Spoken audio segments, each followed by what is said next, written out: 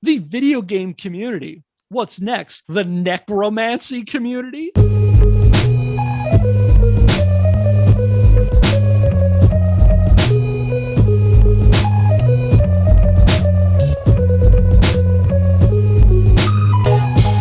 Hello, fellow netizens, and welcome to Scandalous Games, the show where we take a closer look at video game-related controversies.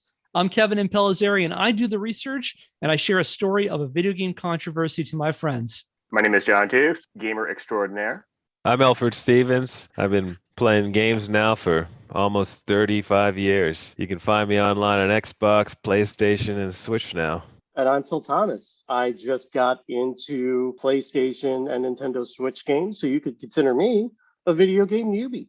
I know I say this every episode, but I'm super excited by this particular topic because we are diving into part 2 of our 2-part series on Mr. Jack Thompson and his one-man crusade against video games. So last time, when we covered Jack Thompson, we talked about his origin stories, his early life, his early forays into fighting obscenity, a couple of his early crusades, such as his battles against Neil Rogers, Janet Reno, and Two Live Crew, and a bit about the old personal Jack Thompson style. This time around, we're going to shift it right into video games and see how all of those pieces come together. It is one-man crusade against video games. We'll also talk about how he rises to dizzying highs, but then leads to his eventual downfall. And we'll take some time at the end to see if we can figure out what Thompson can teach us about video game controversies. So why don't we dive into it then and talk about Jack Thompson's crusade against video games. I will say in advance, and this is for all of us and for our listeners at home, that I'm going to put up a content warning for this episode because in talking about Jack Thompson's crusade against video games,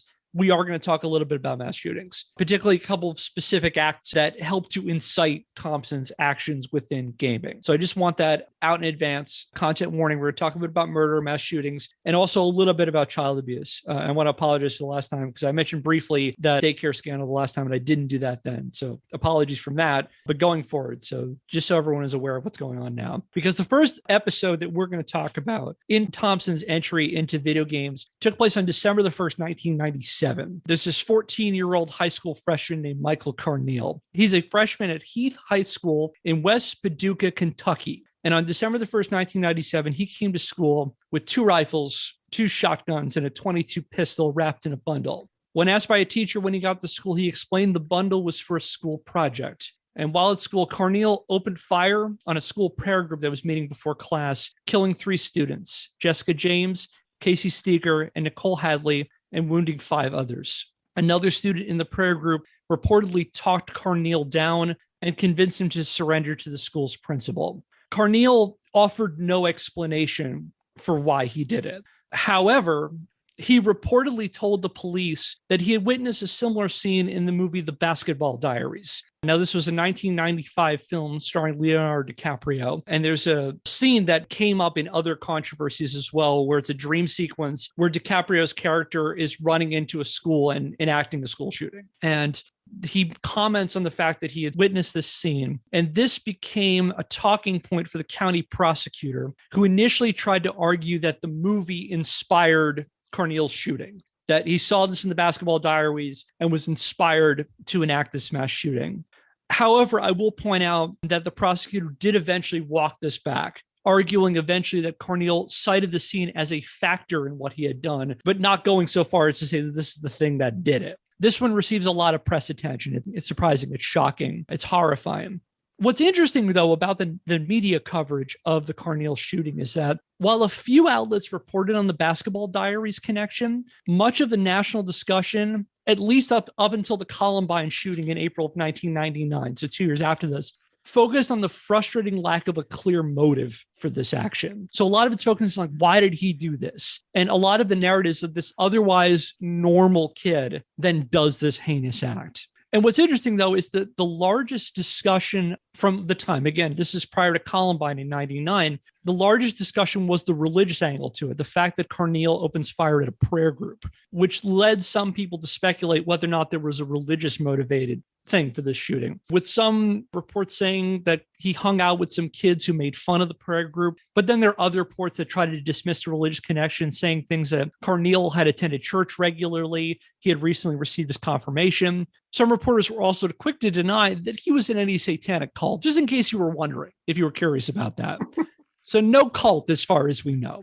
Mm-hmm. Here's from a March 29, 1999, Philadelphia Inquirer report on it that said, quote, Carneal apparently was not a member of any cult, nor was he obsessed with violent video games or music with violent lyrics. And the same report described the contents of Carneal's room. And you see this sometimes with reports of mass shootings, which then leads into people saying, okay, it was this thing in the room that did it. This particular article didn't make any mention of any video games in his house. It did report, though, he had a ticket stub for Alien Resurrection.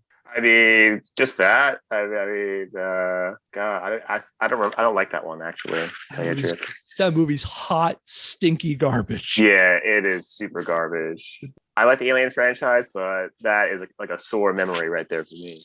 Maybe it was the popping out of the Pop-Tarts from the toaster that reminded him of the popping of a gun and somehow subliminally suggested to him, hey, maybe I should kill all of my classmates. This is always the pattern you see, too. It's like, okay, we need to take an inventory of everything that was in this person's house. And one of these things was the thing that did it. And that's always the way it is. It's like one item here was the reason this person committed this heinous act. People don't necessarily act that way. Speaking from someone who has no psychology background, and there are always mitigating factors that may have helped to influence this, maybe not one specific one. And Carneal's defense tries to emphasize that, arguing that he was the victim of persistent bullying and that a defense psychiatrist diagnosed him with chronic depression, accompanied by feelings of low self-esteem and showing traits of paranoia and a schizophrenia-like personality disorder. So trying to emphasize that there was a possible mental health or a bullying component to this. How old was he?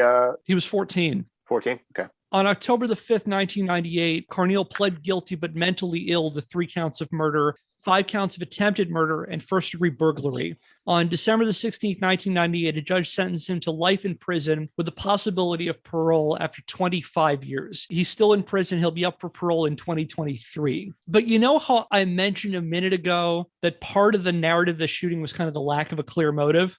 Well, there was one man who knew exactly what caused it. Mr. Jack Thompson. Jack Thompson, the man, the legend. So Thompson joins the fray. I can imagine the Smash Brothers thing of his. Thompson goes to court. Da da da da da da da da.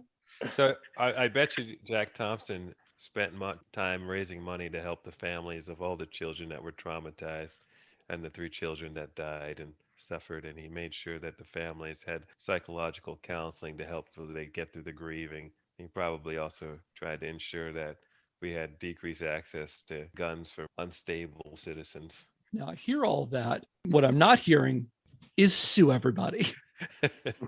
And Jack Thompson decides to use his legal powers. On April the 9th, 1999, Jack Thompson files a $130 million wrongful death lawsuit on behalf of the families of the victims. Jack Thompson sued the makers and distributors of the Basketball Diaries and Natural Born Killers, a 1994 film that also was often the centerpiece of controversies. He also sued 2 pornography websites, and he wasn't done there.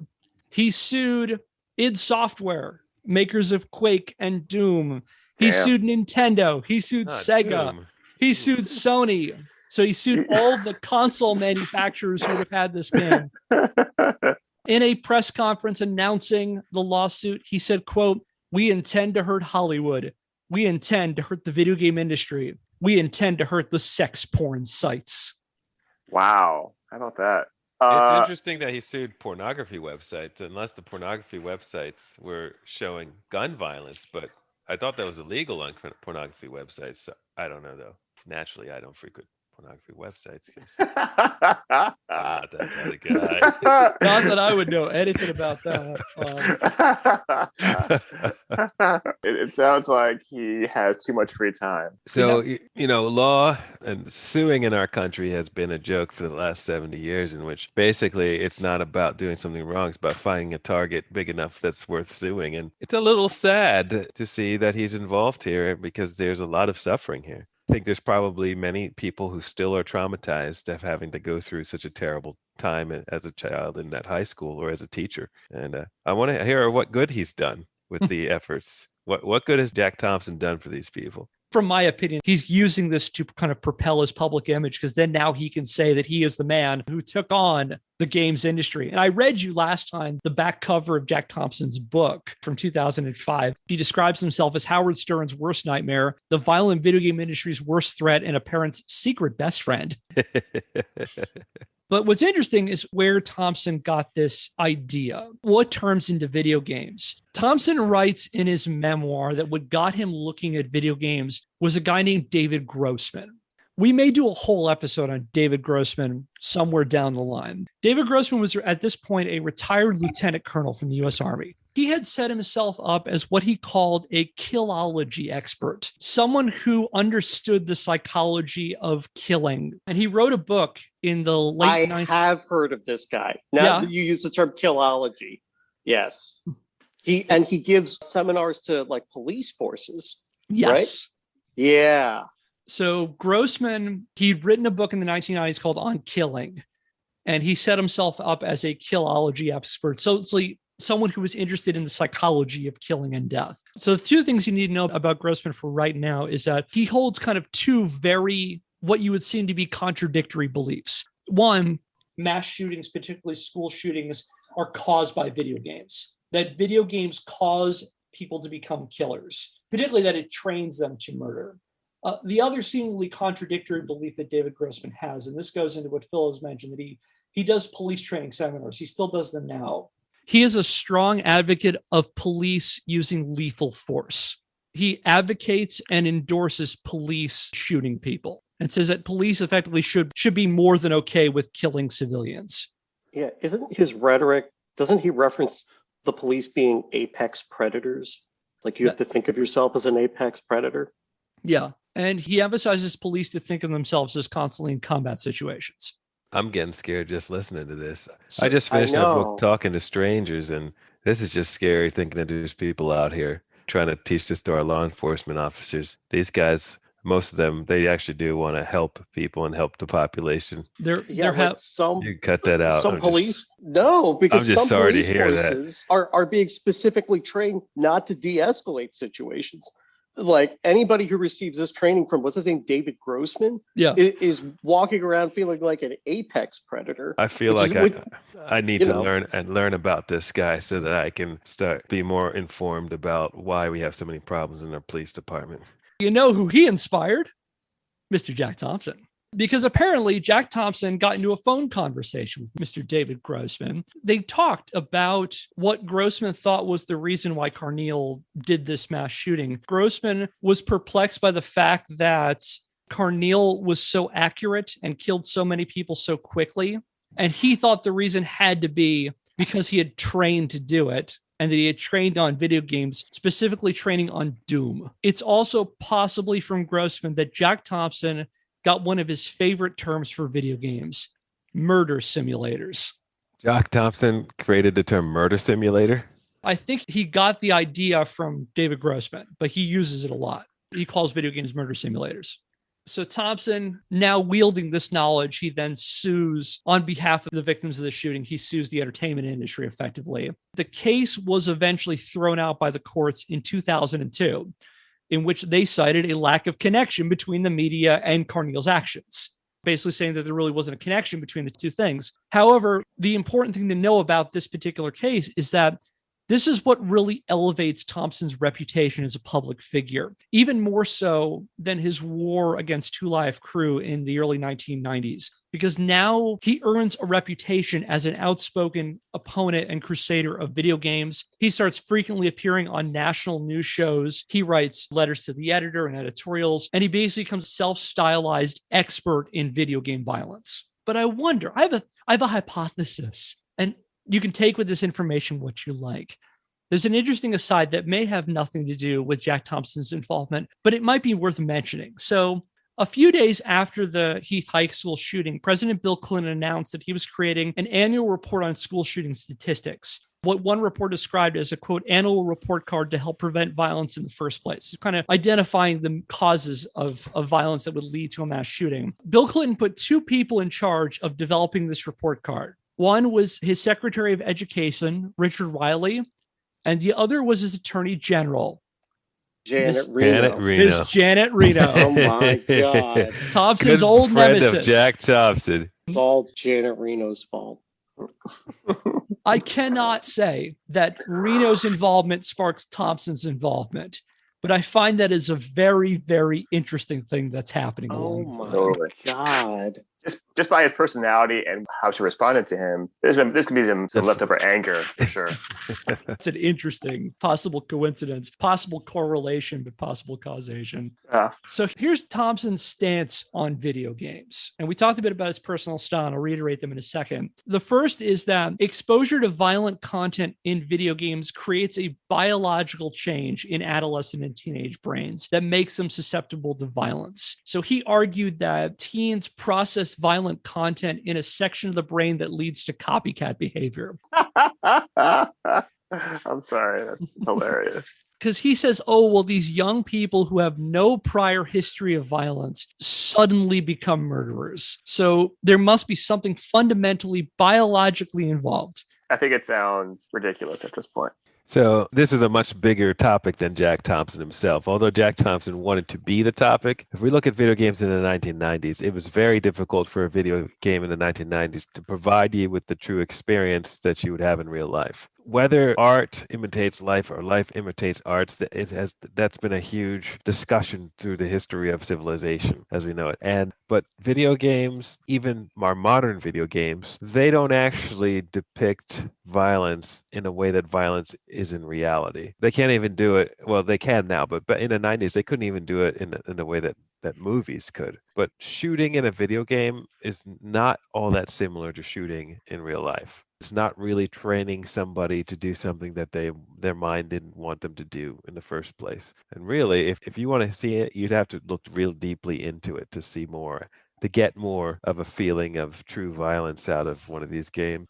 I think there's a very strong factor involving this. I think there's a very severity of mental health. I don't know. It's much more of a psychosis or a mood disorder in origin. It could be both, but there's got to be a fragmentation thought process that would cause the person to do these acts of violence, meaning they're delusional. They don't see reality as what it is. They see something else. They see it as what the psychosis is leading them towards. I really believe it's more of a psychosis or a abnormal mood disorder that could lead to doing these violent acts. I feel like you both address the fact that whatever it is, it's a more complex solution than the simple video games turned me into a murderer kind of thing. Yeah, and I'd agree with that.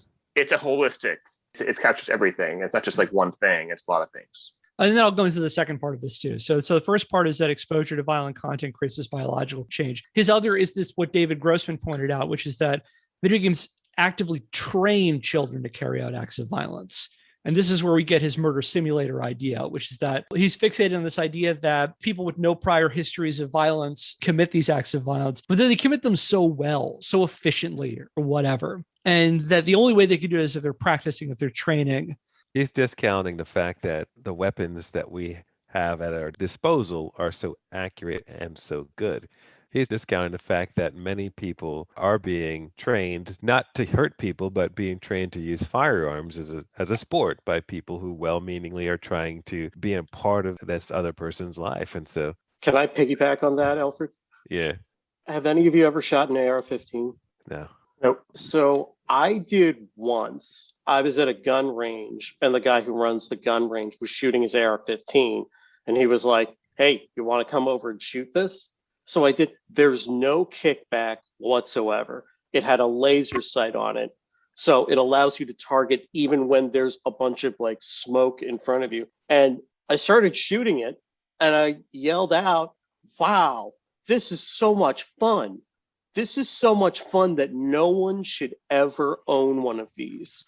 Shooting an AR-15 is very easy and very fun. And I can understand why people don't want them outlawed, because it's a lot of fun to shoot them. And I know this podcast isn't about what is the problem with gun violence in America, but the problem with a lot of these arguments is that video games probably do cause some type of chemical stimulation in people's brains, but it's probably about like endorphins and risk reward. And like one of the problems that the Army has with training soldiers is that when they're doing basic training and they're shooting at, bags of sand, and then they have to go shoot at a person, like when you're shooting at a person's face, you freeze up for the first time. And video games can help mitigate that a little bit because it trains you to shoot at things that have faces. But all of these things don't mean that video games cause kids to commit mass shootings. And jumping off of that is this whole idea is like, okay, you're playing Doom and that's going to train you to commit murder and things like. I find that argument just be utter nonsense for a number of reasons. Not the least of which is what you've all pointed out is like there's a very distinct difference between shooting somebody on a screen versus shooting somebody in real life. Number one. Number two, this whole idea of using games, I don't know, to train your aiming or anything. One thing you don't do in Doom, you don't aim at anything. You fire forward and it's extremely forgiving. And literally, whenever I've played Doom, because I played a shit ton of Doom, I've never aimed at anything in there. It's always automatically target. So by that logic, I could fire into the air and it'll magically aim the bullet wherever I want it to go. Number one. And I've never fired an AR-15, but I have fired other weapons, specifically historic weapons. I used to do it at a historic site where I fired muskets, I've fired Springfield rifles. And you're right, Phil, it is a lot of fun to fire those things. A lot of fun. It is a lot of fun. But at the same point, it's also to the extent that I've ever had murder simulator training, I've probably had more using historic reenactment weapons than I've ever had for playing video games.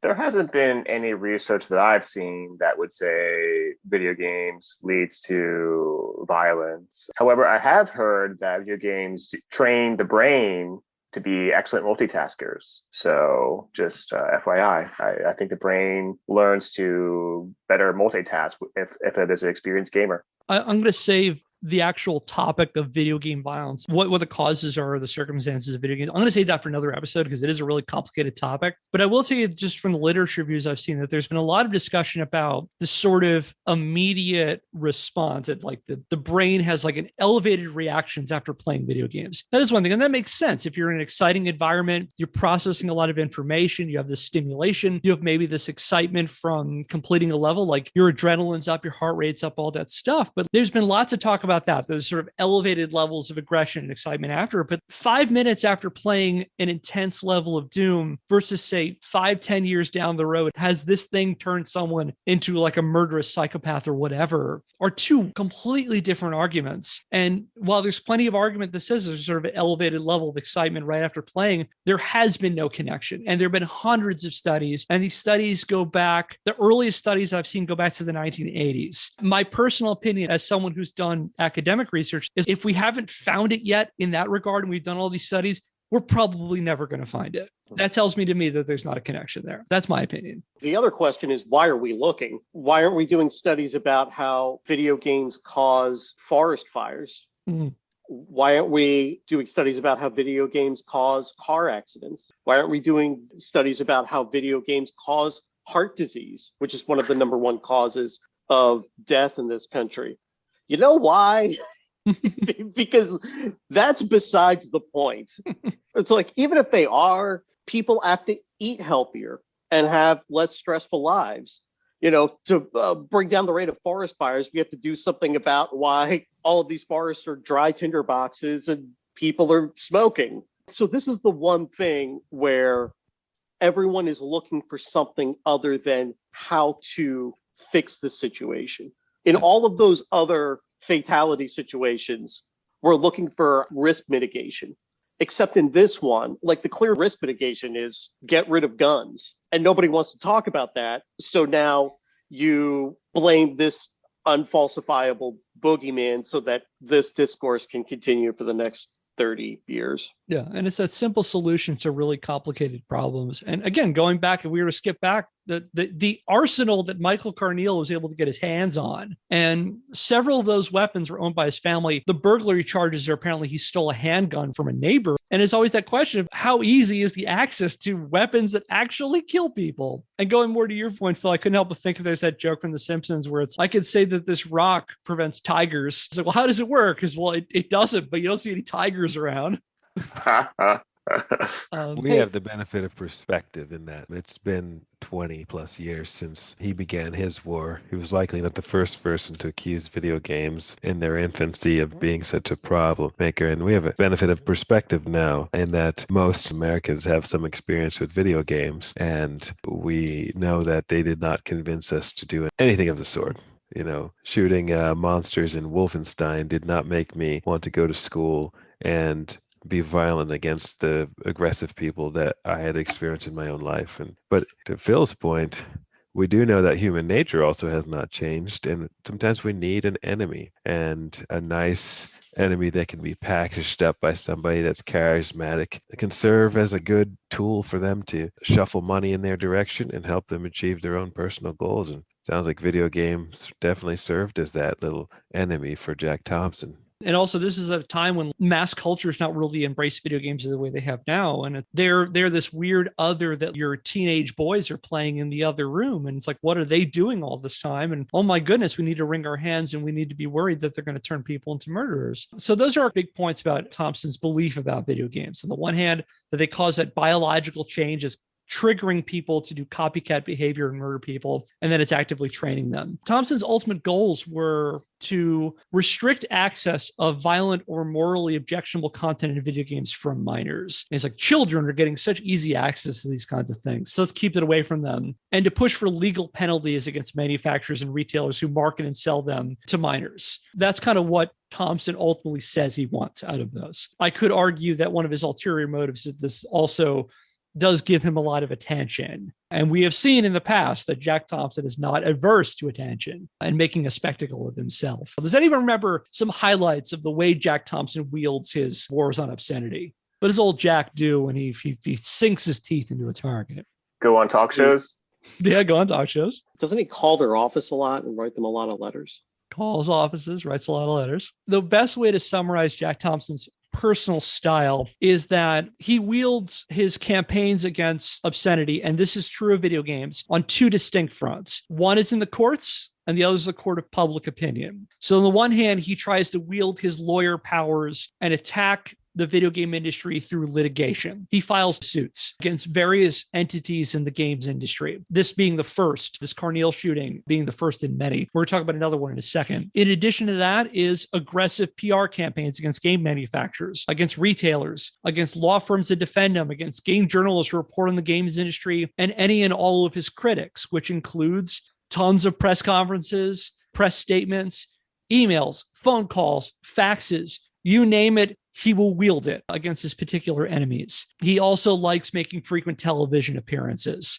As I said, a so-called video game expert, he appeared on everybody: CNN, MSNBC, Fox News, Good Morning America. And as an example of his style and his approach, I'm going to show you really briefly one such exchange, a segment he did in 2006 on the CNBC program called Squawk Box from June of 2006, where he raised the question of, do video games cause violence? And he also get a little bit of that Thompson charm. The person who's opposite him is a guy named Paul Levinson. Paul Levinson is a media and communications professor over at Fordham University. And the thing you need to know about Levinson coming into this is that Levinson's kind of the far other end of the spectrum than Thompson.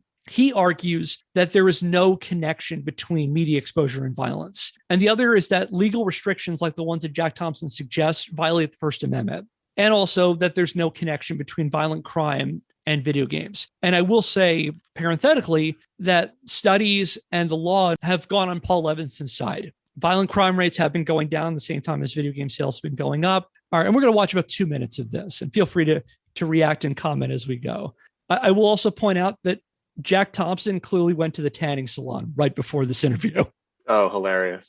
The professor apparently doesn't know that the American Psychological Association, the largest collection of psychologists in the world, issued a report in August of 2005 saying that there's a direct causal link between the play of violent video games by adolescents and minors and violence that we're seeing in the real world. So he's overstating that study. How in the world could you say such a thing, that there's no evidence? There are 30-some studies in the last several years participated in by the American Medical Association and others that draw a direct link between violent entertainment that teens play and real increased aggression and violence. So he's it's also simply misstating a that. misstatement. I assume you misspoke.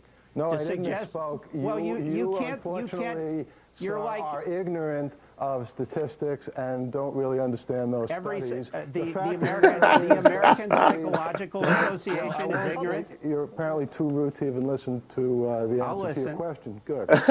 Those studies show correlations between watching video games and violence. They do not show causation. No. And the fact of the matter is, levels of violence What's the have difference between correlation and causation? Correlation means that two things are happening at the same time. Causation means that the first thing causes the second to happen. So the fact of the matter is, you can look and see that levels of violence have not increased. Oh, no, they have. He's correct. Levinson's correct. No, for example, here in New York City. Wait, do I get to talk now? In New York City, sir, let me finish that point. Levels of violence have decreased over the past 10 to 15 years, beginning with Mayor Giuliani and his cleanup of criminals in New York. Jack? Okay, so let me just finish. No, he's during this period of time Let me talk. that there was an increase in super mature Jack violent Thompson. video games. Okay. So how do you explain that, sir? Okay, that's called a filibuster. No, it's called making sense. Do Wait a I second, get to Jack, talk yes, now? Jack, go ahead. All right, so that's a little bit of Jack Thompson. Sorry. He was getting slammed there. He didn't like that. You attacked his ego with that one. It's funny. Looking at Jack Thompson, it's like looking at the future. Like that type of discourse is everything now. You know, drawing specious reasoning between something the public doesn't like and things you don't like, and just hammering that home over and over and over and over again. Mm-hmm. And talking over people so that there just can't be a discourse, so that it looks like two sides are evenly matched when one is, just completely wrong. That's our discourse today. Yeah, that's fair. And Levinson afterwards wrote about his experience being on the show with Thompson. And I love his description of Thompson's style because that comes out in this. He says Thompson's style is, quote, to talk a blue streak, then break in a few seconds after the other guest stops talking, continue to do that, and then complain that you were hogging the conversation when he gets his chance to talk again. In that conversation, I saw a lot of problems, and some of it's just the change in media, the way American media has changed. There was a time when someone went on in public, there was an expectation that they were fully researched and understood what they were talking about to the best of their ability. There was a time when the news programs would call somebody out, and now it's just you get on television and you say whatever you feel, but no one is there telling us that it's not fact. There needs to be a third person in that argument saying, well, what he just said is not fact. Okay, continue, because who knows? We just think that these people are experts because they have a microphone to speak in front of. So this is almost 10 years into his war now. There's a little bit of time for them to look back on research and make decisions based on having more data. I hear what Alfred's saying. Like, they don't need much information. They just need a microphone and speak very loudly to talk over people so they have their points across. And folks like that are very dangerous and easily spread misinformation based on the context of saying what resonates with people. But even though it's biased most of the time, it's also problemsome to the argument and the topic of discussion. There's also that fallacy of equal time where if you have two people who are in two screens on a TV screen like that, the suggestion is if one's on one side of an argument, the other's on the other side, that you're giving them equal weight. Climate change is a great example of that, where you always have some scientist out there who has all the data in front of them and then some idiot fringe person, and suggesting that those two things have an equal weight in the argument is artificial. I will say that at least one interview I've seen with Jack Thompson, he was on Hardball with Chris Matthews, I believe either in 2006 or the year before that, in 2005, where Chris Matthews actually did push back on him and get him to try to defend these things. And he does clearly get flustered. He's not someone who's ready for someone to call him out on things. Yeah. Mm-hmm. So that's the solution there, Kev. What you need to do is make his size on the screen proportional to how falsifiable his facts are. They should just give him the tiniest little picture to show that nobody actually believes. Phil, I think you should patent that idea before this is released, because I honestly believe that is something that would be entertaining, and that's something that would sell. Imagine a talk show that did that. People would pay attention. We fixed it. We have finally solved the problem of news media in 2021. Way to go. All right, with that, I want to move on to our next topic. This is, again, content warning here because we're going to talk about another mass shooting here. On June the 2nd, 2003, around 3 a.m., in Fayette, Alabama. Police found an 18-year-old boy named Devin Moore asleep in a car. The car had been reported stolen, so they bring him into the police station. While at the station, the officers apparently tried to connect Moore to a burglary of a nearby dry cleaner several days before. And while police officer Arnold Strickland was beginning to fingerprint Moore grabbed Strickland's pistol and began opening fire. Moore shot and killed Strickland, along with another officer named James Crump and a police dispatcher named Ace Mueller. He then took the keys to a squad car and fled the scene. Wow. He was arrested several hours later in Columbus, Mississippi. That's about an hour away. So this kid is brought in after this. 3 people are dead. During his trial, James Standridge, who was Moore's court-appointed defense, attempted to argue that at the time of the shooting, Moore was in what he called a dissociative state, and that this dissociative state was brought upon by 2 factors. The first was PTSD that had been brought upon by years of abuse, and we'll go back to that in a moment. Put a pin in that. The other was hours upon hours of playing Grand Theft Auto, specifically Grand Theft Auto 3 and Grand Theft Auto Vice City. According to Standridge, while in the police station, Moore, quote, unconsciously reverted to scripted behavior he learned through years of almost daily prolonged and repetitive videotape playing. It just sounds like they're trying to tell us the kid has no capacity to think for himself, and he's like a robot, and he does things based on what he learned from playing video games. But it sounds like no one knows the kid. It sounds like they just only take it on just the topic of video game violence, which is basically Thompson's whole agenda. Yeah, I don't think that's correct to say that. The story just opens up questions for me. I don't know much about Devin Moore's case, but it makes me wonder. So he was sleeping in a car. Was the car actually stolen? Was this his car? What was the facts of the situation when the officers arrived on the scene before they brought him into a police station? Then I have to wonder, how did he get a hold of this police officer's gun? This is a safety issue that one of the biggest safety issues that police officers themselves have to be trained about. A civilian should not be able to access a police officer's firearm in any situation. That there is a lack of accountability there, in which multiple people died because of a failure in which this civilian had access to his firearm. This case is interesting to me. When it comes to Grand Theft Auto, do I think that Grand Theft Auto 3 was the major reason in this? I can see a lot of reasons for violence, and I highly doubt Grand Theft Auto 3 was the motivating cause here. I think as a lawyer, if you see the idea of a human being shooting a police officer and running away in a patrol car, you can easily try to make a link to a video game that allows you to jump into any car that you want, including police cars, and ride around in the police car. The courts ultimately agreed with you, Elford. The court immediately rejected this video games made me do it defense, arguing that there was no scientific evidence to support a credible link between video game violence and real-life acts of violence. As the judge explained, quote, this court held that the frequent playing of violent video games and their impact on one's conduct was not a viable defense because that had not gained general acceptance in the scientific community. However, this did not stop the press coverage to focus on the video games made me do it defense. They thought that was the meatier topic to spread into discussion of it. I think this is one of those cases where it really is worth mentioning. We said that no one action and no one thing factors into a person. I think there's a lot to discuss about Moore. And going a little bit deeper into Moore's case reveals a very, very sad story. The records of his appeal are in the public record. So I was able to go through the details they had on here. So here's a bit about Devin Moore. Devin Moore had a very, very rough childhood. And that was, again, the other emphasis of the legal defense was this. Devin Moore was born on May the 15th, 1985. His parents were Kenneth Moore and Gloria Thompson. At the time, Kenneth was 30. Gloria was only 15 years old. Gloria reportedly was Kenneth Moore's babysitter for his children, and he was having an affair with a 15-year-old girl. Thanks.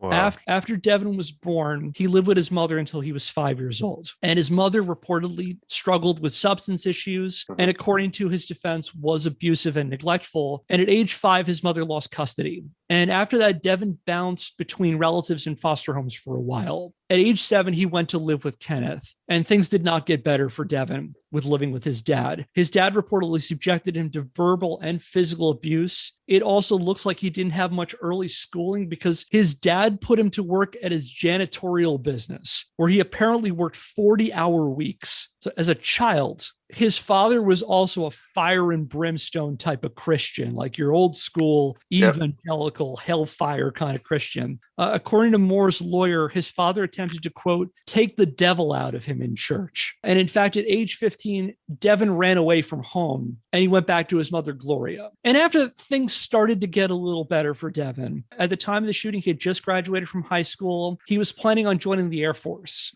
So things are starting to look up for him, and then this happens. I don't know what leads him to that car that he's sleeping in. Those factors I wasn't able to find when I researched it. So I don't know what leads him to that car at this point, but we have this, if I were to speculate, we got this young boy who, I don't know why he's in that car, but he gets brought in. They're talking about maybe putting him on this burglary charge. As far as I know, he doesn't have any involvement in that. I would say he's a young black man in Alabama, and the police have him. And again, this is me totally speculating at this point. It's possible that he saw how his father would react. And again, this guy's not exactly the most understanding guy, and I'll get to a quote of him in a second, and saw this future that he had in front of him and maybe just panicked, freaked out. And he reaches out and takes this guy's gun and he's just looking to get out. All that suffice to say, I don't think that video games play a factor in this. I think there's a whole other thing at work here. Mm-hmm. I mean, his whole life just spells out, just troubled. So this story really breaks into what I think is the heart of the problem, the heart of the human being, because not all of us have lives that are building us up to be nonviolent, and video games as a scapegoat. I think most of us and most people that game probably are somewhat along the lines of that's laughable when there's so much out there. And it sounds like tragedy in this man's life led to him to possibly be in a position to cause some enormous tragedy to the officers and families of them at this police station. This is, again, a signature to this particularly about his father, Kenneth. After Moore was arrested, his father told a CBS reporter, quote, "You live by the sword, you die by it. That's the Bible. God works in mysterious ways." And it says a lot about a kid's upbringing when his father basically says that my son deserves to die. Like, I don't think that video games play any role into what we're seeing here. At the very least, I would say that playing Grand Theft Auto and Grand Theft Auto Vice City might have been a bright spot in this kid's life. Yeah. As opposed to all this horrible stuff that was happening to him. And that's not to downplay what ends up happening or the families of the people whose loved ones are lost from this whole thing. But several lives were destroyed during this thing. And I don't think video games had any role to play in that. I agree. I think you're right to say, and I think the child that commit the heinous acts, I think video games is more of a coping strategy for him rather than like a enabler. To cope with his mental health, he play video games. That's what I think. But I will tell you this, there was one man who knew that video games played a role in Devin Moore's actions. Oh, for one God's man, sakes. one crusader, and that man was Mr. Jack Thompson. Oh my God. In March Thank you, Jack Thompson. Thank you. In March of 2005, Jack Thompson announced he was filing a wrongful death lawsuit on behalf of the families of the victims. This time around, he sued Devin Moore. He sued Sony, he sued Take-Two Interactive, he sued GameStop, and he sued Walmart. So he sued the publisher, Take-Two Games, that released Grand Theft Auto. He sued GameStop and Walmart because he claimed that that's where Moore bought his copies of GTA 3 and GTA Vice City. And he sued Sony because that comes out on the PS2. In a 60 Minutes segment he appeared on, this is on March the 4th, 2005, in a segment called Can a Video Game Lead to Murder? Thompson told Ed Bradley, quote, Devin Moore was in effect trained to do what he did. He was given a murder simulator. Thompson never acknowledged or entertained the idea of any of this stuff about Moore's background. Never came up for him. It had to be video games. The story highlights the difficulties that police officers have to face when they're having to judge human beings, having no idea what's going on in this young man's life and no idea what he's capable of. As an average human being is just not capable of all of this. My heart goes out to their families who haven't had to suffer this tragedy. Jack Thompson's involvement once again appears to be motivated not simply just to try to find help, assistance with these families. I highly doubt Devin Moore's family had enough money to compensate the families of those officers and then the officers in the office that were traumatized with this. I highly doubt they did. I'm sure Walmart has enough money, but is Walmart responsible for this shooting? And I'll see. What does the court decide? I guess we'll find out. I will also point out, I didn't say what ultimately happens in his case. And on August the 9th, 2005, Devin Moore was convicted of murder and it was sentenced to death. He is still on death row. So Thompson is convinced. He thinks this is the video game industry that did this. This case really shapes a lot of the next parts of Thompson's public life. So we're going to talk about it in kind of different ways, mostly for the remainder of this episode. You remember in the last episode, I said Thompson tends to wage his crusades against like a personal enemy. He picks a nemesis. We've seen Janet Reno. We've seen Neil Rogers. We've seen Luther Campbell of Two Live Crew. This gave him a couple more nemesis, this specific case. One of those was Take-Two Interactive, the folks who publish Grand Theft Auto, and the other was Blank Rome. Blank Rome is a Philadelphia-based law firm, and they were brought in to effectively represent the games industry in this case. And so Thompson picks his nemesis, and he is known for his trademark harassment campaigns, which he got right into effectively the second Devin Moore was convicted. Beginning in August of 2005 and continuing to the start of the wrongful death suit in November, Thompson started sending daily messages to Blank Rome. He accused them of various nefarious things. I don't have any details of the actual things he sent him, but later on, because he continued a rivalry with Blank Rome and Take-Two for a long time after this, he accused Take-Two of racketeering and obstruction of justice. He tried to get them charged with RICO violations. That's the Organized Crime Act. He accused Blank Rome of using their political connections to destroy Thompson's life. He said that apparently Blank Rome was a big donor to the Bush campaign. And so he claimed that they had Bush and Cheney in their pockets and could basically do whatever they wanted. And this is a report from the Tuscaloosa News that said, quote, after the criminal trial ended, Thompson sent out a daily barrage of emails lambasting video game companies and making a variety of accusations against the law firm Blank Rome, which represented some of the defendants in the civil case. And you remember how I said he likes big bombastic statements. He's not above childish name calling when it comes to opponents. We get some of that here. Mm-hmm. So this is from a later lawsuit. Later on in 2007, Take-Two sued Thompson and he sued them back. And I've read his defense of this. He called Rockstar Games, the company that made Grand Theft Auto, morally challenged cultural Neanderthals and Scottish sociopaths sipping their single malt Glenlivet in between brainstorming programming sessions. He called Take-Two thuggish pornographers, whom he accused of engaging in an intricate campaign to ruin his life. No, that's just not very nice. Paragon of maturity, Mr. Jack Thompson, all the time. Mm-hmm. All the time.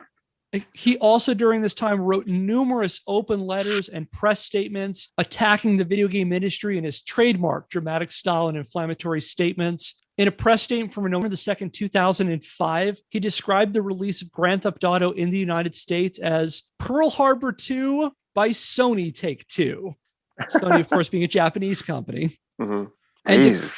Wow. And he declared that the wrongful death trial would, quote, may make the O.J. Simpson trials look like quilting bees. Oh, my God. The daily harassment campaign that Jack Thompson wielded against Blank Rome did not really go over well with his opponents. I wonder why. I mean, I would love, every single day for several months to have someone call and email me saying harassing and threatening things, to the point that at the first pretrial hearing on November the 3rd, 2005, Blank Rome filed a motion to get Thompson kicked off the case and to get his temporary license to practice law in Alabama revoked. Thompson had applied for what's called a pro hoc vice, which is the ability to practice law in a state where you're not licensed to. He's licensed to practice law in Florida. He files an application to be able to take care of this case in Alabama. Blank Rome tries to get that revoked, citing on the one hand, this persistent harassment, and on the other hand, they accused him of misrepresenting his disciplinary history in Florida. As we know, he's got a lot of people who have reported on him in the past, even going so far as to have him do a psychological evaluation. And 3 days after this, Jack Thompson announced he was withdrawing from the case, saying he didn't want the trial to be all about him. Shock. Wow. How about that? That's interesting. And 2 weeks later, Judge James Moore, no relation to Devin, the judge who was presiding over this case, revoked Thompson's pro hoc vice to practice law in Alabama, arguing, quote, Mr. Thompson's actions before this court suggest that he is unable to conduct himself in a manner befitting practice in this state. And Judge Moore also recommended Thompson be investigated by the Alabama Bar Commission for disciplinary action. Wow. Saying of Thompson, quote, he felt compelled to smear opposing counsel and other attorneys with no involvement in this case and individuals. And Thompson, you know what? This hit him hard. He felt chastened by this rebuke of his actions. and he formally apologized in a press statement. He tried to appeal to the fact that they're all common practitioners of the law, Judge Moore and Blank Rome. No, he didn't. You're lying. I am totally kidding. He accused Judge Moore, Blank Rome, Take-Two, and the games industry of waging a conspiracy to silence him. He wrote in his memoirs, quote, "Getting Thompson out of the case was not enough. Additional frauds had to be authored in order to try to destroy him. But Thompson is not easily deterred." Wow. And if you're curious where this trial eventually goes, on July the 29th, 2009, the Alabama courts ruled a summary judgment. And for those who are not practicing the law, that's basically a judgment in favor of one party without a trial. So they get a summary judgment in favor of Sony and Take-Two and GameStop and Walmart and all that. And an appeal to a higher court affirmed the ruling in 2010. So that's the end of this trial.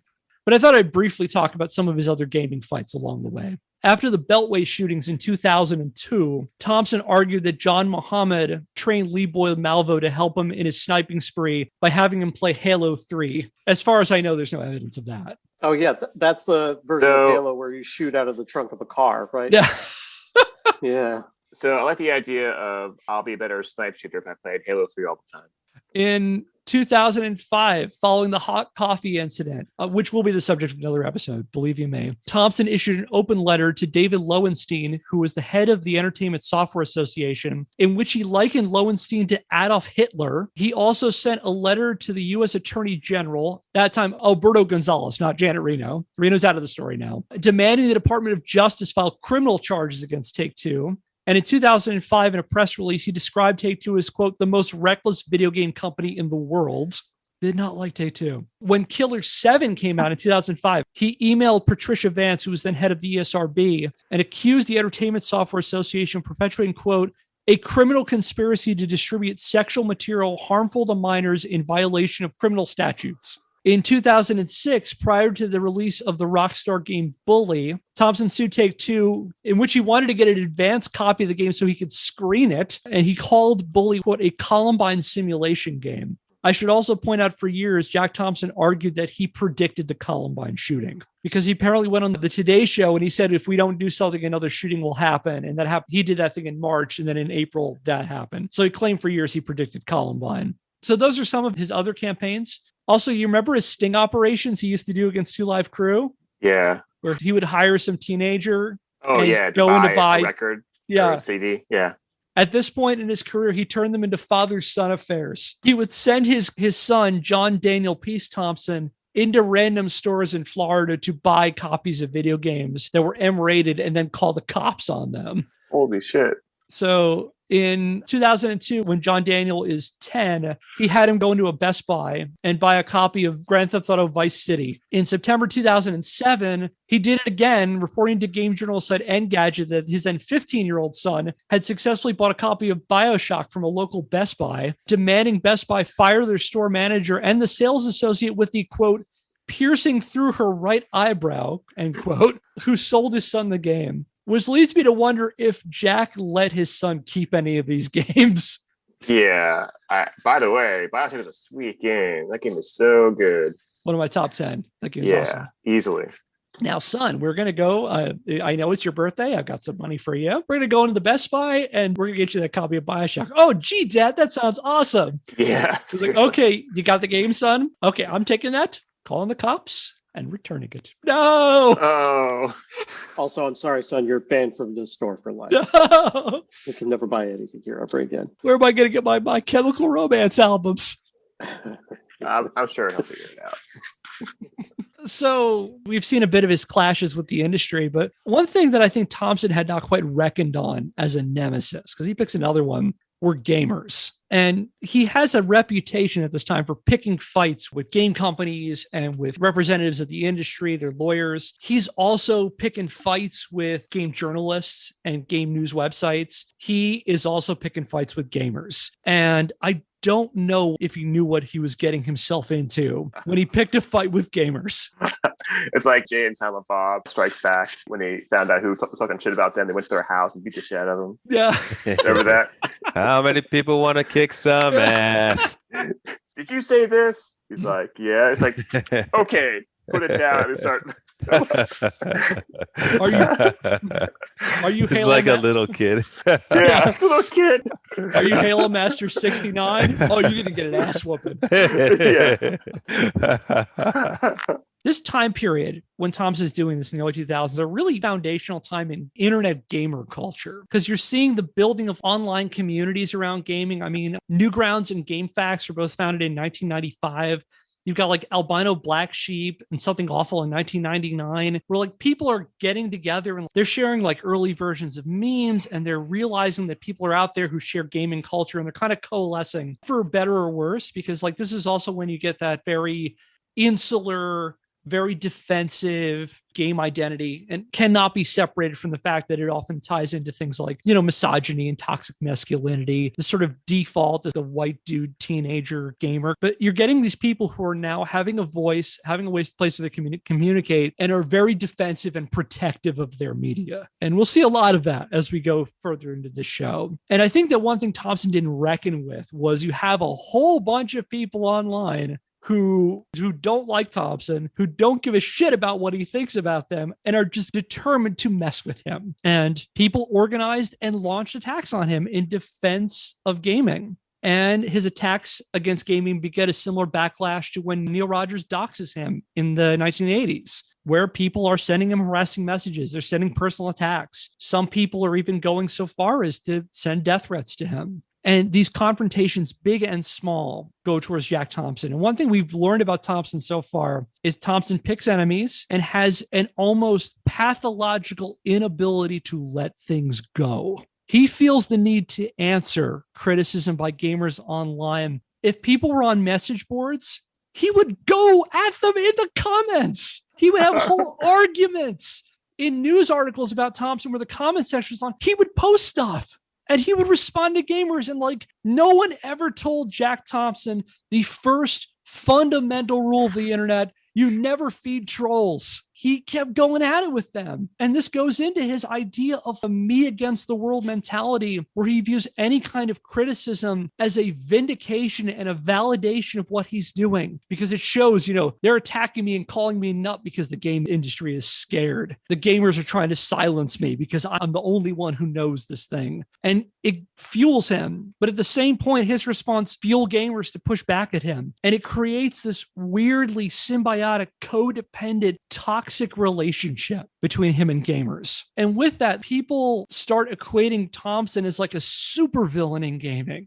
where like he kind of epitomizes everything that the man finds objectionable to us. They're trying to silence us. They're trying to put us down and, you know, ruin our buzz and all this stuff and ruin games. He becomes the epitome of all of that. And people feel like they need to answer for that. For example, the makers of the webcomic Penny Arcade, and more on them in a second, actually sold for a while a t-shirt on their website with the phrase "I hate Jack Thompson" on it.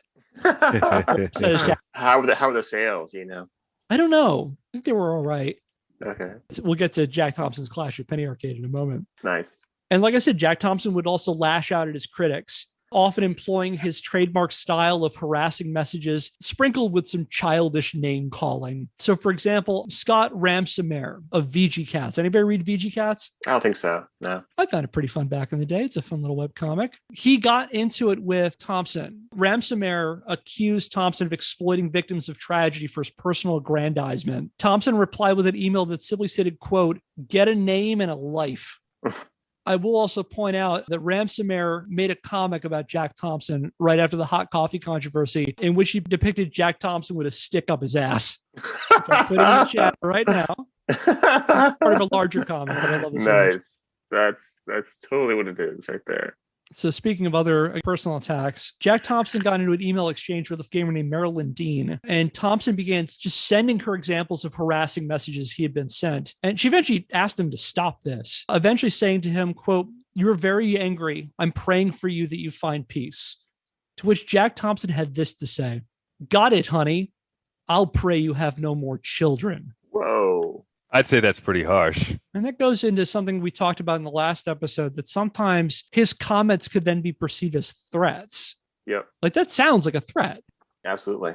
So it wasn't all negativity being thrown Jack Thompson's way. Some did try to extend an olive branch to Thompson, particularly trying to emphasize that those people who were sending him like harassing messages and death threats and things did not represent the game fandom, that they were sort of the worst examples of what it had to offer. So on January the 21st, 2006, there were a pair of University of Michigan students named Allison Birch and George Ettinger. And they started a campaign they called Flowers for Jack, in which they started a fundraising campaign to raise money to send a bouquet of flowers and a note to Jack Thompson at his law offices in Florida. Within 2 weeks, the pair had raised $1,050 from 250 people in 40 states and 10 countries. Wow. They bought the bouquet and they sent it to Jack. And then they donated the remaining money to Child's Play. That's Penny Arcade's charity. Along with the flowers came a letter. And I'll give you like some select passages. The letter itself is fairly long. They say every person who writes threats or make idiotic calls is only proving your point. The problem, as a few of us start to realize, is that idiot individuals were pulling these grossly offensive spotlight grabbing stunts, and yet the bulk of the community was failing to do anything worthwhile. Sow flowers in a vase so that you don't get stuck at the door holding them while somebody tries to find water to put them in. We figured that that'd be more considerate. Honestly, we hope you see it for the absurdity that it is and as a satire of the behavior we've been apologizing for. They're flowers, sir. Hundreds of gamers from around the world, no less, joined together to send you flowers and support a cause of civility. Civility in a sense of humor, of course. Like I said, we can't be so civil that we forget our honest nature. The entire theme of this message and what brought the hundreds and hundreds of people from all around the world together to write to you and send you a silly gift is that even though we disagree with you, we do not approve of the juvenile antics, name-calling, insults, threats, and unfair treatment that is consistently directed at your person, your place of residence, and your lines of communication. So what do we all think about that? Hopefully he takes note of that, but knowing him, I'm sure he's burning the flowers when he first saw those, he just sets them on fire. It's like, yeah, and sees it as an attack on him. Yeah, he probably takes the least mature response. When asked about the bouquet, Jack Thompson reportedly responded, quote, "They can send me all the flowers they want. I'll send them along to the families of the slain policemen," probably referring to the police officers who were killed in the Devon Moore shooting. But this may come as a surprise to you that despite Jack Thompson's very, very strong stance against video games, he at one point fancied himself a game designer. In 2005, he pitched an idea for a game. Now, if we were to guess what a video game designed by Jack Thompson would look like, what do you think that would be? My guess is a first-person shooter. I would guess it's a game about how to troll people. This was from one of many, many, many open letters that Jack Thompson wrote. From October the 10th, 2005, he offered what he called a modest video game proposal. So borrowing off the Jonathan Swift modest proposal, in which Jack Thompson offered a $10,000 charitable donation on behalf of anyone who developed his game idea. And he had specifications, which I'll go through in a second. He left it up to Paul Eibler, who at the time was CEO of Take-Two, to decide what charity the $10,000 went to. The game stars a person named Osaki Kim, or OK, a father whose son is murdered by a gamer who recreated a violent scene from a video game. So basically, this father whose son was killed by someone acting a murder simulator. Now, the gamer in this case is convicted and sentenced to life in prison, but that's not enough for Kim, who swears revenge on the video game industry. Armed with an arsenal of weapons, Kim goes to the home of Paula Eibel, a not-so-subtle analog of Paul Eibler, who's the CEO of Take That Games, so based on Take-Two, and murders her and her entire family. And pees on their bodies. Like, oh my God. All of this is real. OK then goes to a law office that defends video game companies, the law offices of Blank Stare. So a not so subtle reference to Blank Rome, Jack Thompson's legal opponent in the more civil case, and murders everyone there while the song Lawyers in Love by Jackson Browne plays in the background. Then this is too good. There's more. Then OK goes to a video arcade and murders the people at the arcade. Then he goes to virtual stand-ins for video game retailers such as Walmart, Target, and Best Buy in Circuit City and murders people there. Then finally, he goes to game executives at E3 and murders them too. He ends his modest proposal with the following, quote, "How about it, video game industry? I've got the check and you've got the tech. It's all a fantasy, right? No harm can come from such a game, right? Go ahead, video game moguls. Target yourselves as you target others. I dare you."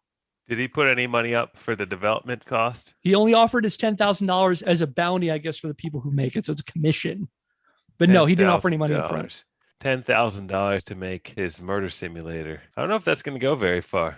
$10,000 probably wouldn't even cover the licensing fees to get lawyers in love. The reason I asked if he put any money up, because I just don't see the game selling. I don't think Jack Thompson fully understands the appeal to video games. He's just always so angry. This is his crusade, and he is just so vindictive that he can't stop. And it's taking extreme forms, obviously. And it seems like it's getting worse every time he tries to do his good, but it's more of just how much it's harming him, and I'm sure professionally, and for what left his profession. He just seems to lose his focus and goes full on his hate. It comes off as really, I think you put it in a John very, very aptly. It's vindictive. It's very mean-spirited, and it's it's very specifically targeted against people who are enemies of Jack Thompson. Right. Like, it's not just the game industry. It's also this game company that I'm suing, this law firm that's representing this game company. Like, it's very personal. It reveals a lot about Jack Thompson and his personality and his psyche. It seems like he has more in common with the people who commit these mass shootings than he does with the people who actually have moral beefs to pick with things that are popular in society. Yeah, it sounds like you're saying that this is more of a stunt of his than it is like an actual appeal to, like, let's make a video game here. That would fit with the whole Modest Proposal. Because are we all familiar with Jonathan Swift's Modest Proposal? Mm-mm. So this was a satirical essay that was published by Jonathan Swift, the guy who wrote Gulliver's Travels in 1729. And the basic argument of this, I'm quoting this from Wikipedia, the impoverished Irish might ease their economic troubles by selling their children as food to the rich gentlemen and ladies. And it's designed to reveal a lot about, economic and class inequalities, and it's sort of this absurdist kind of argument. And so it could be argued, and I will say Thompson later tries to argue this, but there is money involved with this, and so some people took him up on it. The first came out about a week later. A group of GTA San Andreas modders who called themselves the Flying Hellfish, and I love the Simpsons reference, came forward to collect on Thompson's proposal. They had developed what they called Defamation of Character, a Jack Thompson murder simulator, which was a mod for GTA San Andreas, in which you assume the role of Jack Thompson himself, activist lawyer by day, anti-games vigilante by night, under the alias of Bandman. I need to play this game. Yeah, totally. I did look online. The website about the game is still up, but unfortunately the link seems to be dead now. I have another image to show you. Jack Thompson as Bandman. So for the benefit of people who can't see it, it's a guy in jeans and a t-shirt that says Bandman, holding a gun with an explosion behind him. And it looks like he's wearing like a cardboard box on his head. I appreciate the subtle callback to when Jack Thompson was interviewed by the LA Times in 1990 and equated himself with Batman. Oh, that's right. Well Yeah. When notified of the mod, Jack Thompson appreciated their ingenuity, and he wrote a check to a charity on the spot.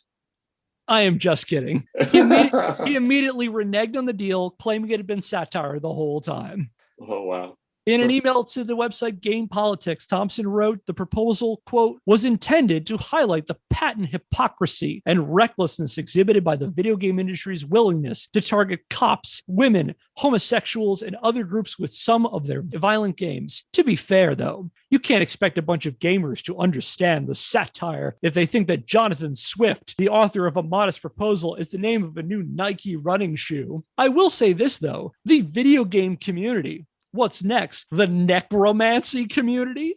Surely seems exercised about someone who is a joke and who is accomplishing nothing. You all seem rather bothered and worried about a non-entity. God is in this battle, and I'm privileged to be a foot soldier. You all should be concerned, not about me, but about him.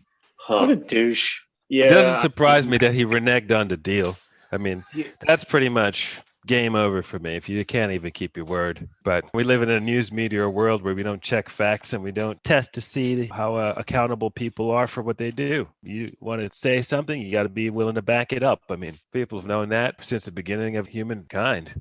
I mean, what's frustrating about this guy is that his crusade isn't even effective. He's just out to waste people's time. Like, he's just spending decades wasting people's time. This is not effective for any of the law firms he's engaged with. It's not an effective use of anyone's time. He's accomplished nothing. He's just a troll. Like, imagine if he had devoted any part of this time to something productive. Like, I bet his wife wishes that he had done something productive with his time. Like, what does she think of this? God, what must dinner table conversations be like in the Thompson household? Oh my God. Like, can you imagine like hanging out with this guy? It's like, okay, Jack, what did you do today? Well, I had it out with those idiots in the forum posts. Okay, Jack, opening up a bottle of wine, pouring it into a glass, finishing the glass, tossing the glass aside, and finishing the whole damn bottle. Yeah, I was just thinking that. And I was like, no glass today. It's totally a bottle night tonight. Like, he must be taking care of something for her that she would be willing to put up with all of this nonsense. Maybe that she's just so busy she don't care. She's like, whatever, I'm just working. Do your thing, honey. Whatever you say. I hear you. Have fun. I don't know anything about the inner workings of their relationship. It's not something that's really, like I said, the last time, the interview that he did with the LA Times in 1990, where his wife basically just said, what he does with his own time is his own business, is the closest I've ever seen to any experience of any of his family on what they think about Jack. As far as I know, his son has never made any accounts about it either. Like, it's all just Jack. And in response to Thompson reneging on the donation, because it's not just that he said this absurd proposal, he also said he promised 10 grand out of it. And in response to him reneging on that deal, Jerry Holkins and Mike Krahulik, who are the founders and makers of Penny Arcade, which is an online comic, they're responsible for PAX now. They develop Child's Play, so they're pretty active in the gaming community. They made a donation of $10,000 on his behalf to the Entertainment Software Association Foundation. That's the charitable arm of the ESA, which is the representative of the video games industry of the United States. They made the memo say, quote, for Jack Thompson, because Jack Thompson won't. And I have an image of the check right here. So there it is. Nice. Yeah. So for Jack Thompson, because Jack Thompson won't. Thus publicly chastened, Thompson made due on his promise, made a $10,000 donation to the American Cancer Society. Oh, sure he did. I am just joking. He called the cops on them. Called the cops for what? So on October the 18th, 2005, Jack Thompson faxed the Seattle Police Department, and Seattle's where Penny Arcade is based, accusing Penny Arcade of instigating, quote, criminal harassment of me by various means. After launching a tirade about how they were trying to silence him for calling Grand Theft Auto a cop-killing murder simulator, he ended with this, quote, I look forward to working with your fine police department to shut this little extortion factory down and or arrest some of its employees. So some of that trademark Thompson Karen energy he's got. And in response, Penny Arcade fans in turn filed complaints against Thompson with the Florida Bar Association. And during a joystick report on this, Thompson did what he does best with gamers. He took to the comments section and he accused Penny Arcade of launching a harassment campaign against him. He ended it thusly, quote, let me be clear. Any bar complaint coming from these morons is baseless and itself constitutes a violation of a specific federal civil rights statute.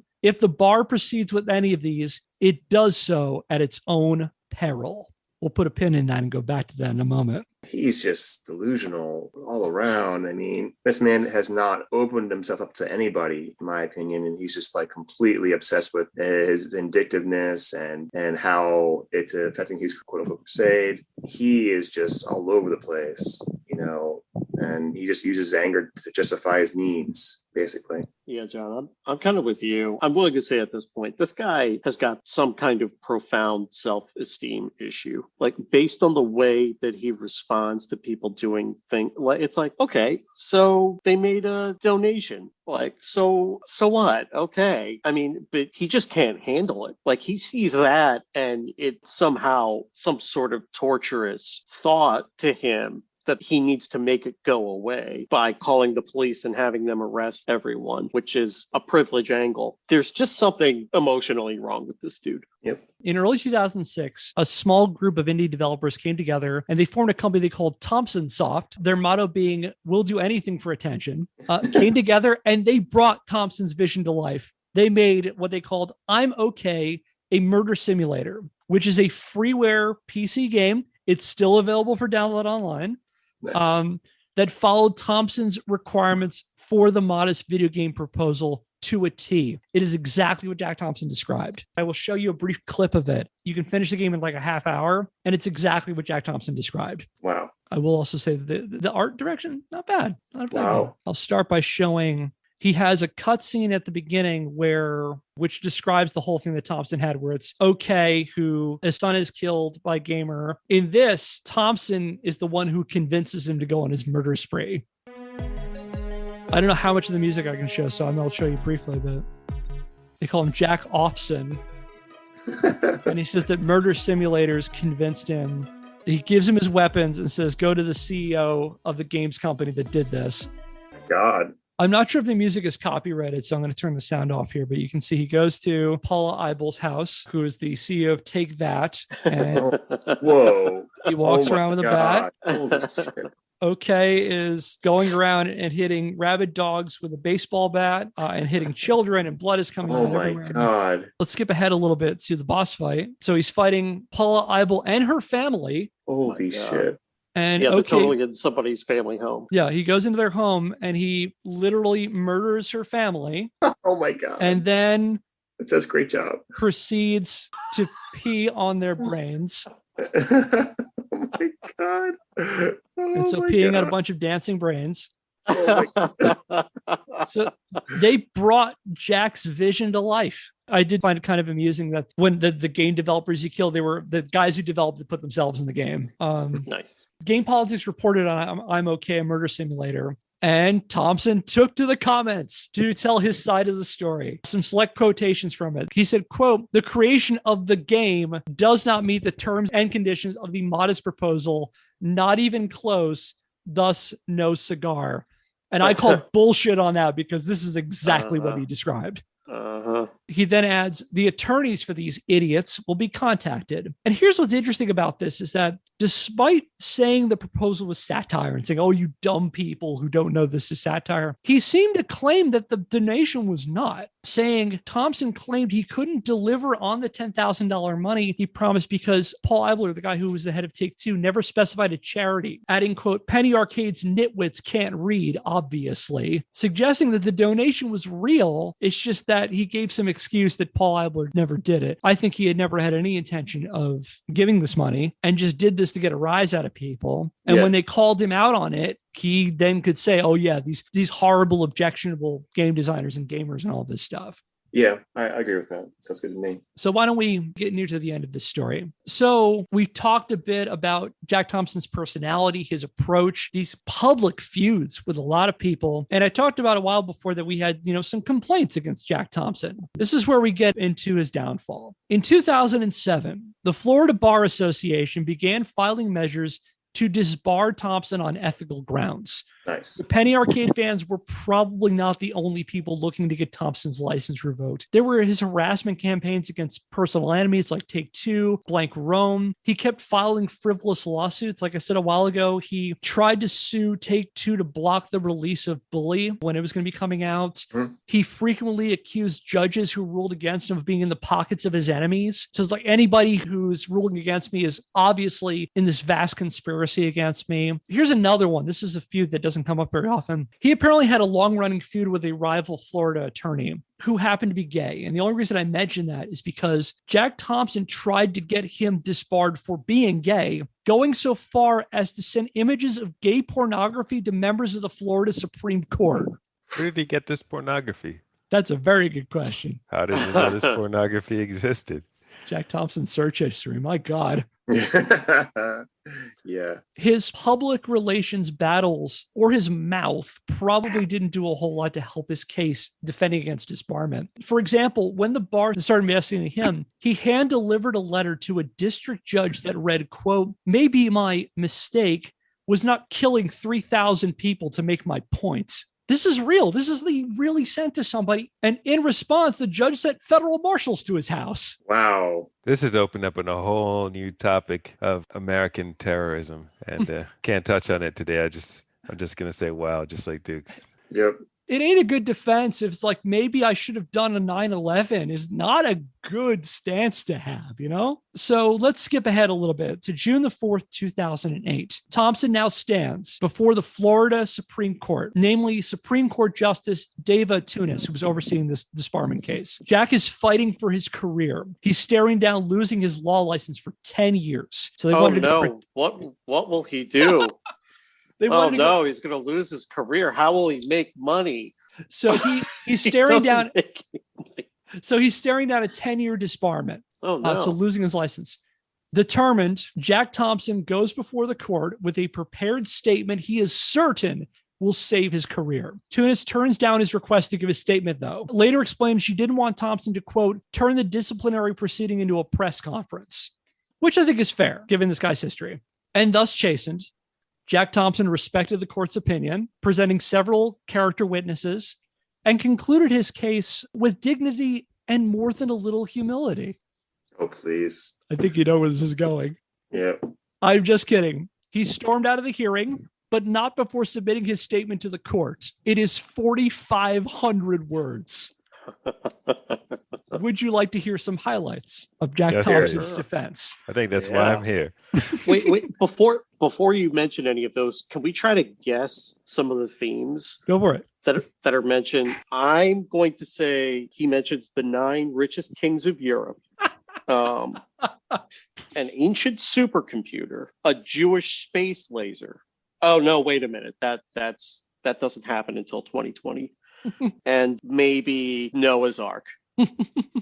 Anybody else want to venture any guesses of what some highlights of this thing are? Definitely a conspiracy. There's a conspiracy against him, that the voice of truth is being silenced by some sort of news, media, government conspiracy that wants to silence the sane people. He is only gonna like cry and throw fits and rant about how the video game industry is attacking him professionally, using the law to stop his voice and disbar him from doing law. John is so over this guy right now.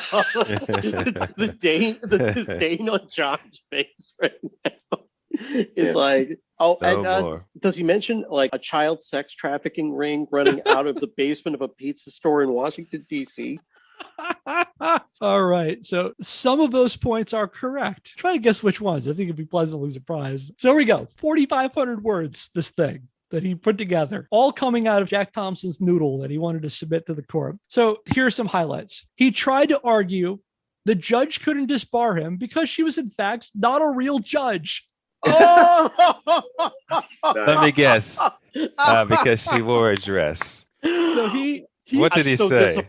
I have to hear what he said. His rationale that she was not a real judge. So he apparently he argued that apparently when people become judges, they have to do some sort of like loyalty agreement. That's pretty standard in licensing. When I was a substitute teacher, I had to sign one. So he claims that Judge Tunis never signed it, thus invalidating her as a judge, and that she had staged a years-long conspiracy to cover this up, thus saying that she was unqualified as a judge. And he also said that 6 of the 7 Florida Supreme Court justices were illegitimate for the same reason, saying they were staging this whole big conspiracy theory. And here's a direct quote from Thompson to Judge Tunis. "How could you do something so dumb? Easy. Desperate people do desperate things. You will be removed from office, and all of what you have done in this bar matter will be voided as a result." That's a whole lot coming out of his mouth. Did he ask her to show her birth certificate?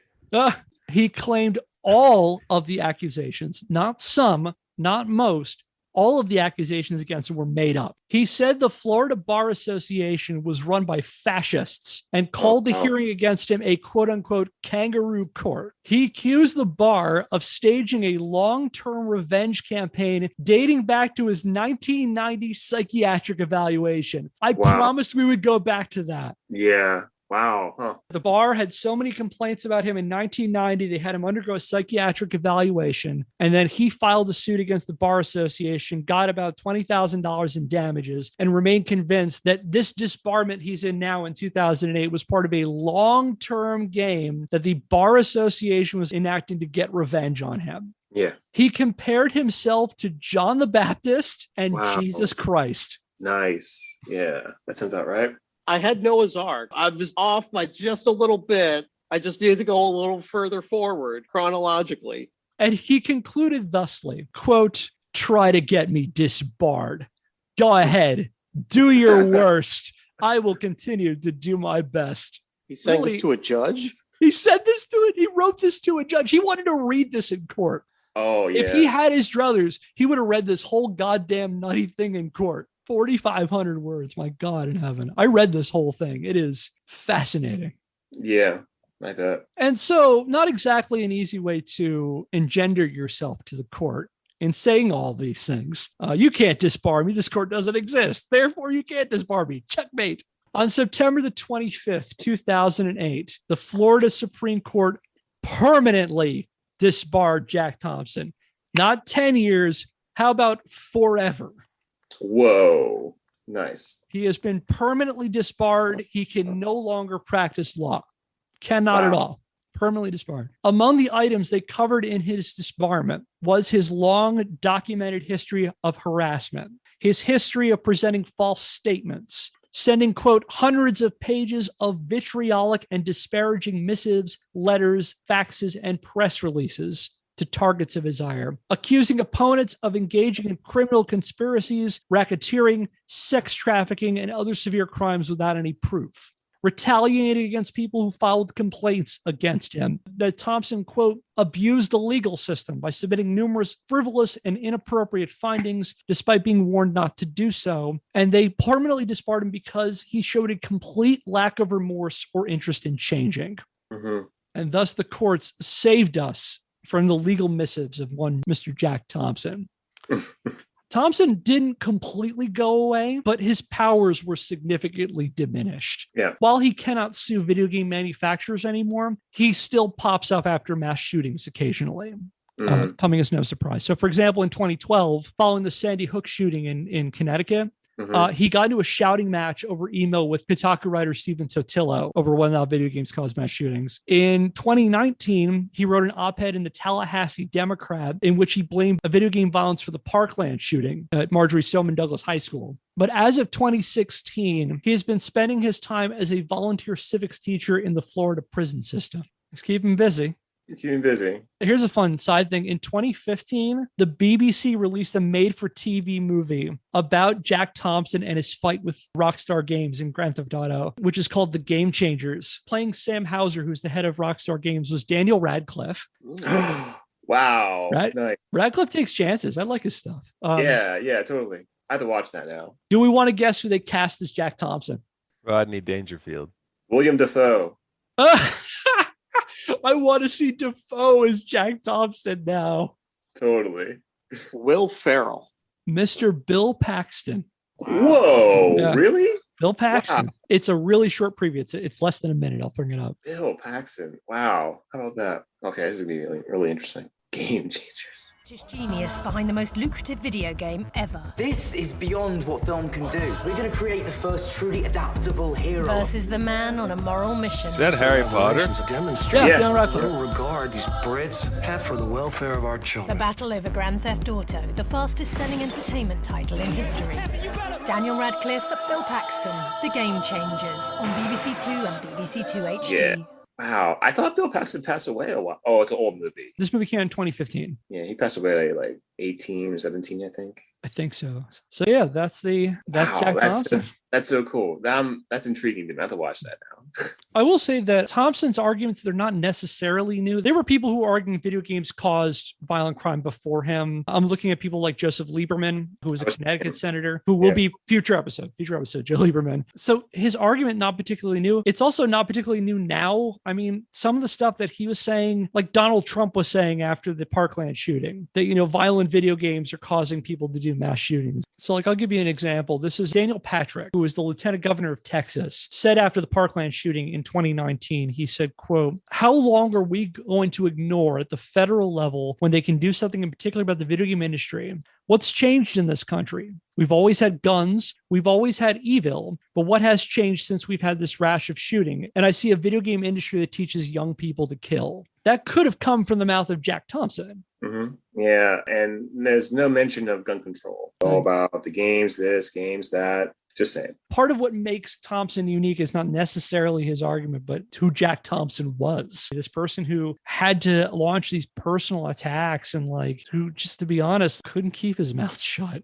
I think he knew he was crazy, but he just went with it anyways. He may call it like a gift or something like that, but it was just, I think he knew that there was something wrong, but he decided to go with it anyways. That's my guess. On the flip side of that, there's a dark side with the way gamers approach criticism, in that it's all too common to cite Jack Thompson. So, for example, if media critics are putting together things on representation of women in games, representation of non-white people, representation of LGBTQ people in games, it is easy for those people who say that we have this PC culture that we need to rail against to call them Jack Thompsons. Thompson's become a very, very easy straw man, a way of saying, okay, this person is criticizing video games in any capacity, regardless if they're valid or not. They're just another Jack Thompson. So it's kind of a dark problem to the Jack Thompson legacy with regard to gaming. When you mentioned Jack Thompson wanted to make a game and what we thought this game would be like, I began to think how Jack Thompson was envisioning himself at the time. And what I thought about was that he had his psychological evaluation in 1990 itself.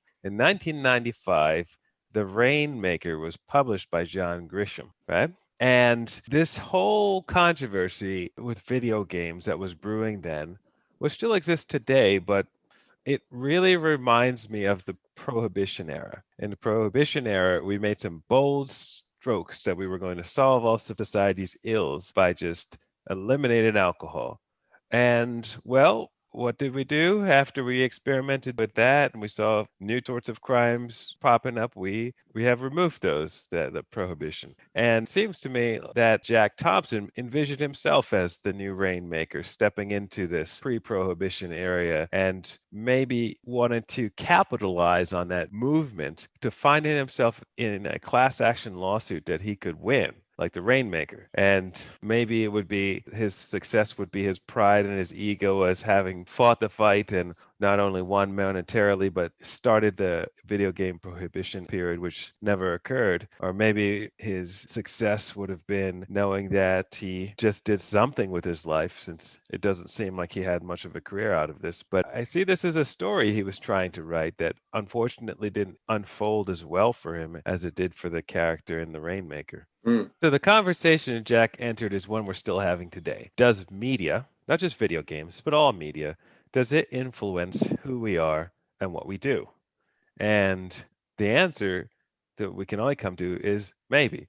But it's the same thing with alcohol. Does alcohol cause people to do terrible things? The amount of people that experience a time where they drink heavily and then become chronically dependent statistically is very low. And that's part of the problem. Now, during periods of increased intoxication, are we high risk of causing accidents and things? That is high. But prohibition didn't solve the problem for us. It didn't solve the problems of human nature in a way similar to prohibition of video games would not have solved problems here either. Let me yes and your angle there, Elford. So what I like about that is that, so we did try and it didn't work, and people will not try it again because of the ubiquity of alcohol. Alcohol is so ubiquitous that we could not try it again, right? So what are these moral panics about? It's a people fear what they don't understand. Mm-hmm. You know, there's a period in American history where video games are emergent. And even though they're becoming more popular, they're still niche. They're not a part of the monoculture, right? But in 2021, video games are part of the monoculture now. It's part of the technology culture. Like that wave crashed and it's all over. The power's out. The internet controls your lights, right? Your light switches, the locks to your home, and everybody communicates with each other over the internet. And video games are just one part of that. So why is this rhetoric declining? It's because of the ubiquity of video games. So like the whole reason this crusade was possible is because of the novelty of video games. You know, like when people are afraid of something or when people are confused about something, it's like a gold rush in this country to be the first person to complain or to claim that this new thing you don't understand is the source of all of society's ills. And he was just one of those people who was trying to capitalize on that, and he wasn't very good at it. And that's how his career ended up. I think you make a great point there, where at this point, no one's really taking that seriously anymore. And I think even people who are advocating for that idea aren't really taking it seriously either. Because it's a moot point. For the most part, yeah, video games are very widely accepted. There was a Supreme Court case in 2010 called Brown v. EMA, which will be a future episode, where they said that video games are protected speech under the First Amendment. So a lot of the arguments that have been made against video games in Jack Thompson's day are effectively moot points because they would violate First Amendment rights anyway. He still believes that he'll be vindicated in the end. Jack Thompson still has a fairly high opinion of his crusade, even though he was brought down by it effectively. This is from a 2016 interview with the website Inverse, in which he compared himself to tobacco whistleblowers. Quote, "Every lawsuit ever brought against the tobacco companies for decades was a failure, until suddenly one got through and that opened the floodgates. I believe that's my legacy. A much more skilled attorney than I ever was is going to break through. Gaming needs its own Better Call Saul lawyer where a defendant gets off for the influence of video games." Better Call Jack. So we need a defendant to get away with their crime because of a video game. That's what we need in our society, so that he can be vindicated. Yeah. So basically, that's a terrible thing to say. Some court needs to agree that video games cause a murder. Don't forget, he is like, the Batman of this whole crusade, and he won't let go. He'll be avenge and re-avenge and revenge again, until he has his legacy, which is not going to happen anytime soon. That's just a slap in the face to all those families he represented in court after these tragedies. These people understand that somebody murdered someone close to them, and they don't need to be involved in his personal nonsense. More of just an ego flex right here, He's using that as his way of life. It's fucking batshit crazy. Sorry to say it like that. He's just a quack. Why don't we start winding down here? Why don't we wrap things up as we do all these with a game? Let's take another round of Thompson's Tips. If you recall from last time, Thompson's Tips is the exciting game where we decipher advice on waging our own moral crusades from the mouth of Mr. Jack Thompson himself. These all coming from his 25 cultural war tips from the trenches, which appear in his 2005 memoir, Out of Harm's Way. For those who have forgotten our game, I will read you a tip, and you have to decide if this is one of Thompson's tips. Honoring the most famous video game lawyer, Mr. Phoenix Wright, the Ace Attorney, chime in your answer by saying objection. All right, statement number 1, be mean. Objection, it's totally his word. This is a real one. Yep. Be mean is tip number 8. Got it right here out of his book. He says, quote, "Be mean. What do I mean by mean? Simply this. Do everything in your power legally to defeat the other side. The time is long past for identifying that we are in a culture war. The other side has been waging it for quite some time. It is time to strike back, not with persuasion, but with weapons intended to win the fight." Some serious words. All right. Statement number 2. Appreciate the little things. Objection. What do you think, Albert? Albert? Say that. He didn't say that at all. That's correct. This is not one of Thompson's. I knew that wasn't him. He doesn't sound like it at all. You don't appreciate shit. I took that. That was like the easy question on the test, You don't give a shit about anything. Maybe if Jack Thompson took some days where he just, he had a bubble bath and curled up with a nice novel and just had a day of it, just relax. No, I had some chamomile tea. So I think since he's a lawyer, he bought this room, right, and has all this stuff he breaks. He's goes and starts breaking all the stuff in this room. Just Jack Thompson's bad room. Yeah, basically, it's like a wrecking room, where he just breaks TVs, breaks old VCRs, and maybe animal stuffing stuff, and just yells. It's that's what I see him doing. And you know what else is in that room, John? What's up? I bet he plays that video game he had everybody create all the time. Oh, no, the room has all video game systems. Maybe in the ET, ETs are in there too. He collected all the unsold copies, just smashes them. Yeah, basically, yeah. Statement number 3, pin your hopes on Christ, not on other Christians. Objection. Go ahead, Phil. I think that's true. This one's a real one too. Yep. This is tip number 22. Put your hopes on Christ, not on other Christians. If you are a Christian, don't count on your fellow believers to join you in your fight. Gee, I wonder why. Mm-hmm.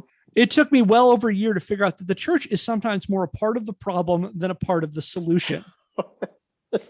Our culture has infected the church rather than the church acting as salt and light in the culture. In my battles, the most hurtful barbs have come from fellow believers, not from the pornographers. Maybe they're trying to help you, Jack. I would suggest that you're taking a stance against culture rot makes your fellow, but possibly nominal believers uncomfortable. They know you are right, but would rather cut you down than admit their own moral blind spots. Yeah, I mean, there's no way anyone could help Jack because one of his tenets is trust no one, right? So, if you're trying to help him, he'll think that you're trying to attack him or eventually take advantage of him. Am I that out of touch that maybe my crusades are wrong? No, it's the other Christians that are wrong. All right. Our final one. Take the offensive. Objection. Go ahead, John. It's him. This is 100% Jack Thompson. Yeah. Going along with being mean comes take the offensive. This is tip number 9. Came right after be mean. No one ever won an athletic competition or a war by being solely on the defensive. In football, you have to score points to win the game. For too long in this culture war, we have been trying to defend our own shrinking turf. It's time that we take it to the other side. We must hurt these people where they do their nonsense instead of allowing them to hurt us where we live. Yep, that's right. Sometimes we need to propose video games where we murder all of our enemies. Well, he takes the offensive and he goes down in flames. Yeah. So. Little medieval style justice. Yeah. Yeah. Guys, do you think in some ways maybe he's right? I mean, maybe the game Asteroids caused the Challenger disaster. He would totally jump on that for sure. Yeah. Holy shit, the Challenger, the asteroid game. Oh my God, it's a connection. The scientists played asteroids and unconsciously they were programmed to think that it should blow up. And that's what happened. Mm-hmm. I mean, his whole, on a really high level, his whole crusade just smacks of privilege. Like that someone could engage in this nonsense that is clearly myopic, selfish, self-motivated. It's motivated by some internal self-esteem issue. Like, I feel like he does this so that he can think of himself as the biggest person in his orbit. Because if he were to drop this, he would have to acknowledge that he's a person who hasn't accomplished anything or contributed anything real to society in decades. So he has no choice but to double down on this. The idea that someone can engage in this for decades with no course correction whatsoever, without encountering anything in society that would force them to do something with their lives. I mean, we should be so lucky as to be able to live lives like that. I go back to that Billboard article from December 1990, where they described 2 motivations for Jack Thompson, which I can't get over thinking about. This person said that he has 2 motivations, pissing people off and compounding his own celebrity, which seems to sum up so much of Jack. So yeah, that's the one-man video game war that was Jack Thompson. Now let us never speak of Jack Thompson again.